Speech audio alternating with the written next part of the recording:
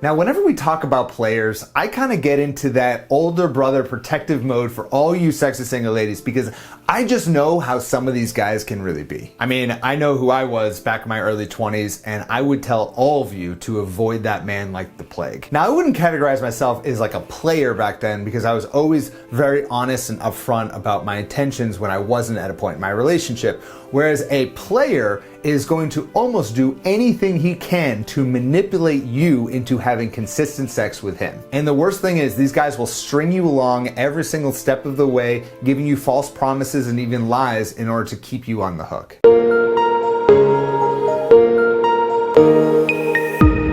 Hey there, Adam Little from sexyconfidence.com, where I help you create your love story. And if you are ready to ward off all players from your life, please give this video a like, give it a heart if you're watching on Instagram. Give me some of that love because I want you to have an incredible love life moving forward. Give this video a like so you can send that message to the universe that says, I don't want any more players in my life. Now, I got this question from one of my subscribers on YouTube and I wanted to answer it for you. Adam, please create a video on the subtle yet serious signs you've attracted a player, a narcissist, and or a sociopath. This would be incredibly helpful for women everywhere. Much love and thanks for all your wisdom. What a blessing you are. Kat, thank you so much for your question. And for all of you watching, if you want to ask me a question, whether it's on Instagram at Sexy Confidence or on YouTube, just go ahead and leave a comment below this video and I'll choose a few questions to be able to answer in future videos. So let's jump into those red flags that a man is a player. Number one is that he has a player lifestyle. Now, this is incredibly common for people who are in the entertainment space or even the hospitality space. Like, for example, musicians who are entertainers or comedians or people who tour around a lot, even bartenders or people who work in hospitality. People who are constantly out a lot with a lot of other people, a lot of other singles, tend to have more of a kind of player lifestyle because they just have access to a lot of other single women. And in my particular case, back in my early 20s,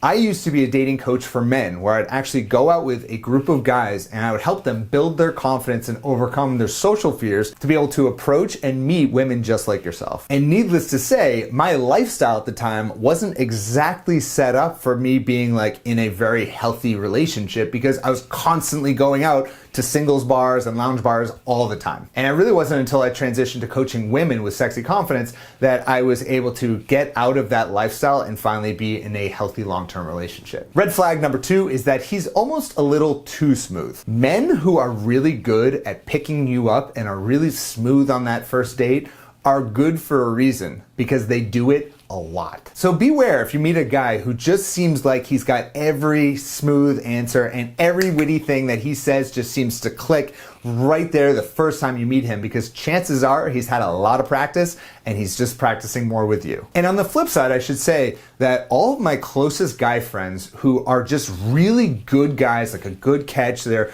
not only have a great like lifestyle to them, but they also have great jobs and they have a lot to offer in a relationship.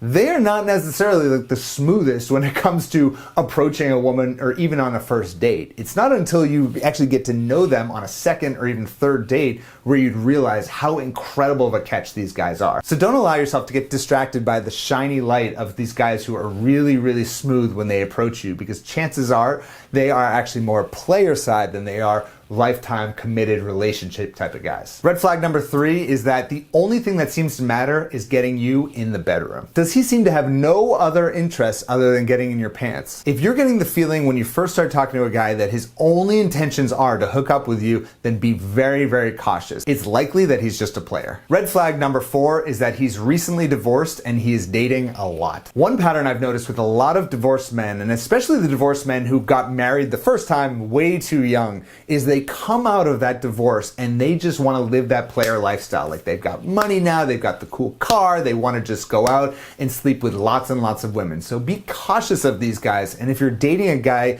who is just recently divorced and clearly is trying to live that lifestyle, be very, very cautious. Red flag number five is that your dates tend to be more like hangouts than actual dates. When you go on a real date with someone, there tends to be an undercurrent of just romance in the conversation, and it involves an emotional connection. Whereas a hangout or a meetup is more so just all about sex and actually just kind of spending time together and just flirting, and that's all that's coming out of it. So if you've been talking to a guy for the past couple months and you've never even had a meal with this guy, and the only time you spend time with him is past the hours of 1 a.m. and it happens to be at a bar or a lounge and you're grinding up against him because you both are drunk, well, chances are he's just a player and only interested in one thing. And the final red flag is that he outright tells you that he doesn't want a relationship. Now, this is the only time where I will say that words matter more than actions. When someone tells you they don't want a relationship,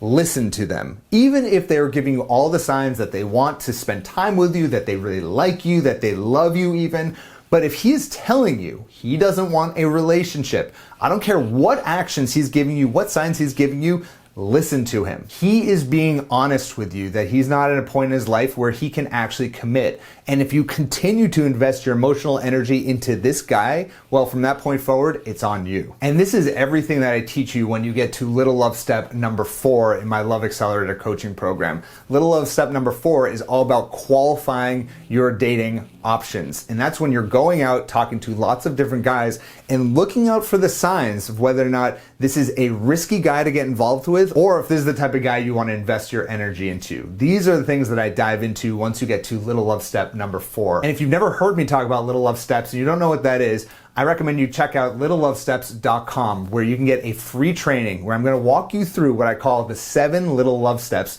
And this is going to teach you exactly how to go from feeling single, alone, and unsure how to attract a great quality man, all the way to finding that man you can spend the rest of your life with. So make sure you head on over to littlelovesteps.com. You're not going to want to miss that. And I'd love to hear from you in the comments below. Have you ever dated a player? And how did it go? Thank you so much for watching, and I'll speak to you, you sexy single lady, next week. Bye-bye.